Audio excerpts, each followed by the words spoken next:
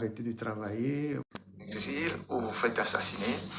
Et donc, beaucoup de journalistes ont perdu la vie ces dernières années et les partenaires envoient un message au gouvernant afin que les journalistes soient de plus en plus protégés dans l'exercice de leurs fonctions. Et vous savez, les régimes ou les pouvoirs que les journalistes dénoncent, ils ne baissent pas les mains.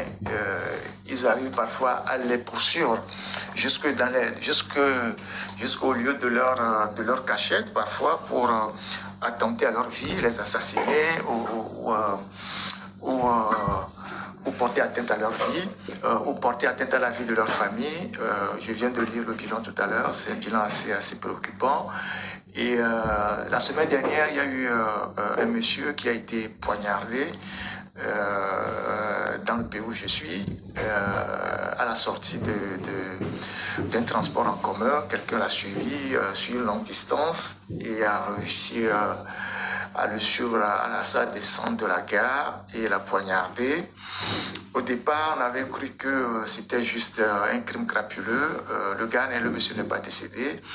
Mais les enquêtes qui sont en cours avec l'arrestation du suspect, il y a eu des aveux qui ont prouvé que le monsieur qui a été attaqué est un journaliste d'un pays de l'Afrique centrale qui est très critique envers le pouvoir de son pays.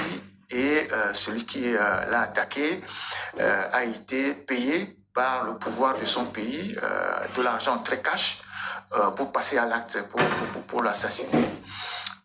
Malheureusement, la personne a pris un coup de couteau mais n'est pas décédée. Les enquêtes sont en cours. Pour vous dire que partout où nous sommes, nous ne sommes pas à l'abri du danger. Nous avons reçu cette alerte de nos partenaires qui veillent sur notre sécurité, qui veillent sur notre sécurité personnelle et qui renforcent la sécurité autour de nos personnes, de là où nous sommes, de là où nous vivons. Et il y a plus en plus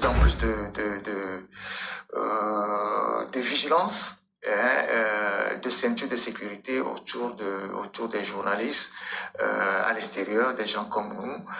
Et voilà, donc on a eu cette alerte-là. Je voulais, dans la foulée du bilan macabre que je viens de citer tout à l'heure, vous rappeler cet incident qui a eu lieu où ce monsieur a été poignardé. Pour le moment, je n'en dis pas plus parce que les enquêtes sont en cours.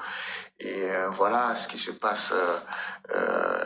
Voilà quoi. Donc les pouvoirs en Afrique sont très déterminés. Quand ils veulent vous éliminer, ils peuvent vous payer un petit voyou du quartier, je ne sais pas, n'importe qui, pour vous suivre et vous faire du mal.